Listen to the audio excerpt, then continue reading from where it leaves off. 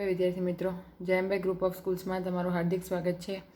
આજે આપણે ધોરણ 8 ગણિત વિષયમાં આગળનો પ્રશ્ન જોવાનો છે। ગયા વિડીયોમાં આપણે પ્રશ્ન નંબર 2 સુધી ભણ્યા હતા। આજે આપણે જોવાનો છે પ્રશ્ન નંબર 3। એની રકમ વાંચીએ તો શું ચતુષ્કોણ ABCD સમાંતર બાજુ ચતુષ્કોણ થઈ શકે? જો આપણે 3 પ્રશ્ન પૂછ્યા છે અને કહે છે કે ચતુષ્કોણ ABCD સમાંતર બાજુ ચતુષ્કોણ થઈ શકે જો આ 3 ઓપ્શન હોય તો એમાં આપણે પહેલું કીધું છે કે ખૂણો D વત્તા ખૂણો B બરાબર 180 આપણને એવું કીધું છે। તો અહીંયા સમાંતર બાજુ ચતુષ્કોણ માટે A, B, C અને D।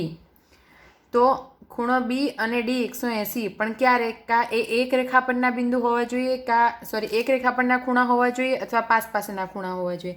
પણ આ B અને D તો સામસામેના ખૂણા છે, તો કઈ અહીંયા કહેવાય કે ના, અહીં ખૂણો D અને ખૂણો B એ પાસેના બે ખૂણા નથી, તેથી ચતુષ્કોણ ABCD સમાંતર બાજુ ચતુષ્કોણ ન થઈ શકે। પછી બીજો પ્રશ્ન પૂછ્યો છે કે AB બરાબર DC બરાબર 8 સેમી અને AD બરાબર 4 સેમી અને BC બરાબર 4.4 સેમી। તો એ પણ કે સમાંતર બાજુ ચતુષ્કોણ હોઈ શકે કે ન હોઈ શકે પૂછે છે અહીંયા આપણને। તો એ પણ ન હોઈ શકે। કેમ? કે અહીં આ AD અને BC, AD 4 છે અને BC 4.4 સેમી છે, તો AD અને BC સરખા નથી। આ બંને 8 સેન્ટીમીટરના છે, તો આ બંને પણ સરખા હોવા જોઈએ। સમાંતર બાજુ ચતુષ્કોણ એટલે સામસામેની બાજુઓ સરખી હોવી જોઈએ। પણ આયરુઆ મતલબ કે AD છે એ 4 સેમી છે અને BC છે એ 4.4 સેમી છે, બરાબર છે। AD 4 સેમી અને BC 4.4 સેન્ટીમીટર છે, તેથી ચતુષ્કોણ ABCD સમાંતર બાજુ ચતુષ્કોણ ન થઈ શકે। પછી ત્રીજો પ્રશ્ન પૂછ્યો છે આપણને કે ખૂણો A 70 અને ખૂણો C 65°।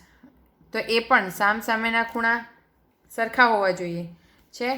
તો અહીંયા કીધું છે કે ના, માપખૂણો A is not equal to માપખૂણો C, બંને સામસામેના ખૂણા સરખા હોવા જોઈએ। પણ અહીંયા આ 70નો છે અને આ 65°નો છે, તો માપખૂણો A 70 અને માપખૂણો C 65, તેથી ચતુષ્કોણ ABCD સમાંતર બાજુ ચતુષ્કોણ ન થઈ શકે। સમજ પડી? પછી કીધું છે આપણને કે એક એવા ચતુષ્કોણની કાચી આકૃતિ દોરો કે જે સમાંતર બાજુ ચતુષ્કોણ ના હોય પરંતુ સામસામેના ખૂણાની એક જોડ સમાન હોય। શું કહે છે અહીંયા? કે એવી એક કાચી આકૃતિ દોરો તે કે સમાંતર બાજુ ચતુષ્કોણ ના હોય પણ એમના સામસામેના ખૂણાની એક જોડ સમાન હોય। તો આ એક આપણે ચતુષ્કોણ દોર્યો, ચતુષ્કોણ ABCD દોર્યો છે આપણે, બરાબર છે। એમાં B અને D છે એ સામસામેના ખૂણાની બે બાજુ કેવી છે? સરખી છે। ચતુષ્કોણ ABCD એ કેવો છે? સમાંતર બાજુ ચતુષ્કોણ નથી, પણ એમના સામસામેના ખૂણા એટલે કે B અને D કેવા છે? સમાન છે। પછી જોઈએ પ્રશ્ન નંબર 5। સમાંતર બાજુ ચતુષ્કોણમાં બે પાસેના ખૂણાના માપનો ગુણોત્તર 3:2 છે, તો ચતુષ્કોણના બધા જ ખૂણાના માપ શોધો। 3:2 એટલે કે પાસેના બે ખૂણા કીધા, તો ખૂણો A અને ખૂણો B, એક 3 અને એક 2 એટલે 3x અને 2x અહીંયા કીધું। તો ધારો કે ચતુષ્કોણ ABCDમાં ખૂણો A અને ખૂણા B નું માપ 3:2 છે, એટલે કે ખૂણો A 3x તો ખૂણો B 2x છે। પાસેના બે ખૂણા હોય તો એના માપનો સરવાળો કેટલો થાય? 180। પાસેના બે ખૂણા પૂરક કોણ હોય એટલે, તો માપખૂણો A વત્તા માપખૂણો B બરાબર 180, કારણ કે એ પૂરક કોણ છે। માપખૂણો A એટલે 3x, માપખૂણો B એટલે 2x બરાબર 180। 3x વત્તા 2x 5x બરાબર 180। મારે અહીંયા x લાવવો છે, બંને બાજુ શું કરવું પડશે? 5 વડે ભાગવું પડશે। તો અહીંયાથી 5 5 કેન્સલ, અહીંયા કેટલા આવશે? x બરાબર 36। હવે 3x કીધું છે તો એનો ખૂણો શોધી લઈએ તો આપણને C મળી જાય અને B નો ખૂણો શોધીએ તો D મળી જાય, કારણ કે સામસામેના ખૂણા છે એટલે માપખૂણો A 3x છે, x ની કિંમત 36 મૂકીએ એટલે 36 ગુણ્યા 3 108, એટલે A 108° છે। B 2x, x એટલે 36, 36 × 72 અને B કેટલો થયો? 72, એટલે અહીંયા D 72 અને અહીંયા C 72। જુઓ અહીંયા માપખૂણો A બરાબર માપખૂણો C અને માપખૂણો B બરાબર માપખૂણો D। કેમ? કારણ કે સામસામેના ખૂણા છે, એટલે માપખૂણો C 108 અને માપખૂણો D 72°। લખાય કે આમ ચતુષ્કોણ ABCDમાં માપખૂણો A 108, માપખૂણો B 72, માપખૂણો C 108 અને માપખૂણો D 72 થાય। પડી ગઈ સમજ? આગળ જોઈએ કે એક સમાંતર બાજુ ચતુષ્કોણના પાસેના ખૂણાની એક જોડના ખૂણાના માપ સમાન છે, તો ચતુષ્કોણના બધા જ ખૂણાના માપ શોધો। શું કહે છે કે પાસેના ખૂણાની એક જોડ સમાન છે।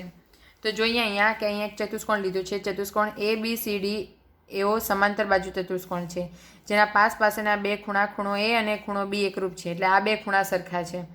એટલે કે માપખૂણો એ વત્તા માપખૂણો બી પાસેના ખૂણા પૂરક કોણ હોય એટલે એનો સરવાળો કેટલો થાય 180. માપખૂણો એ વત્તા માપખૂણો એ બંને સરખા કીધા છે તો બંને માપખૂણો એ બરાબર 180 કીધા.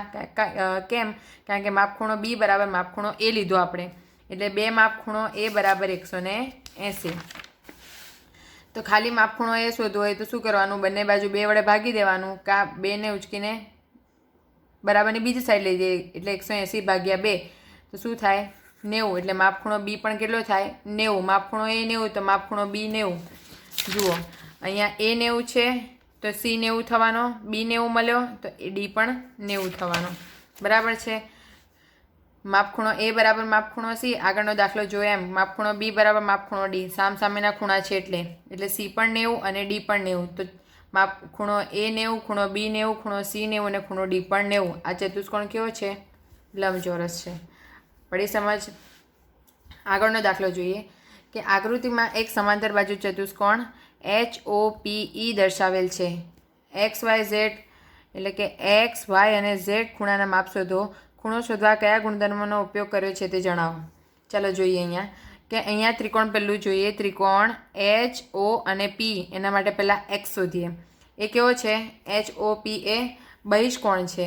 કેમ? કારણ કે અહીંયા જો એક ખૂણો આપણને આપ્યો છે 70નો આપ્યો છે. તો જોઈએ અહીં કે માપખૂણો HOP એક રેખા પરના ખૂણા છે એટલે પૂરક 180નો કોણ બનાવે. બરાબર છે. તો 180 - 70 કરીએ તો આપણને x મળે. 180 - 70 રૈખિક જોડના ખૂણા છે એટલે કેટલા મળશે? HOP O આપણને મળ્યો 110 એટલે xનું મૂલ્ય મળી ગયું આપણને 110. એની સામેનો ખૂણો અહીંયા x છે તો એ પણ આપણને કેટલો મળે? 110 મળ્યો આપણને. બરાબર છે. આ ખૂણો આપણને મળ્યો 110. પછી કીધું છે કે રેખાખંડ OP સમાંતર રેખાખંડ EH બંને એકબીજાને સમાંતર છે અને એની છેદિકા કઈ છે? PH છે. બરાબર છે. તો ખૂણો OPH અને ખૂણો PHE, ખૂણો OPH અને ખૂણો PHE આમ Z બને છે. એ કયો કહેવાય? યુગ્મ કોણ કહેવાય. જુઓ અહીંયાથી આ Z બને છે તો એને યુગ્મ કોણ કહેવાય. તો y બરાબર આપણને અહીંયા કીધું છે કે અહીંયા કેટલો? 40. આ 40 છે તો આ પણ 40 થવાનો. તો y + z બરાબર 70 છે. y + z બરાબર 70. તો y એટલે 40, z આપણે શોધવાનો છે ને બરાબર 70. ઉપર સાબિત કર્યું છે આપણે 70 છે. બરાબર છે.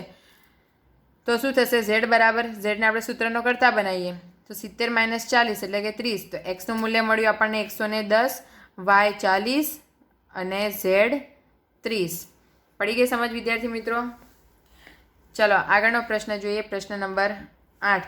નીચેની આકૃતિ GUNS અને RUNS સમાંતર બાજુ ચતુષ્કોણ છે. x અને y શોધો. લંબાઈ સેન્ટીમીટરમાં છે. ચાલો GUNS અને RUNS બરાબર છે. તો જોઈએ પહેલું કે ચતુષ્કોણ GUNS એ સમાંતર બાજુ ચતુષ્કોણ છે. તો અહીંયા કીધું છે કે GS બરાબર NU એટલે કે આ બંને સમાંતર બાજુ કીધું છે એટલે આ બંને બાજુ કેવી છે? સરખી. અને SN બરાબર GU. કેમ? કારણ કે સામેની બાજુઓ છે. સમાંતર ચતુષ્કોણમાં સામેની બાજુના માપ કેવા હોય? સરખા હોય. અહીંયા 3x બરાબર 18 અને 26 બરાબર અહીંયા 26 છે. 26 બરાબર 3y - 1. તો અહીંયા 3x બરાબર 18 છે. xનું મૂલ્ય શોધવું હોય તો શું કરવાનું? બંને બાજુ 3 વડે ભાગી દેવાનું. કે અહીંયાથી 3ને ગુણાકાર હોય બરાબરની બીજી સાઈડ જાય તો ભાગાકાર થઈ જાય. તો 18/3 એટલે કેટલા મળશે? 6. બરાબર છે. તથા આપણે બીજું મૂલ્ય શોધવાનું છે કે 26 બરાબર 3y - 1. 3y - 1 છે તો 26ને આપણે એમને રાખીએ. આ -1ને ડાબી બાજુ લઈ જાઉં તો પ્લસ થઈ જાય તો વત્તા 27 થઈ જાય. 26 + 1 એટલે 27. બંને બાજુ 3 વડે ભાગી દેવાનું.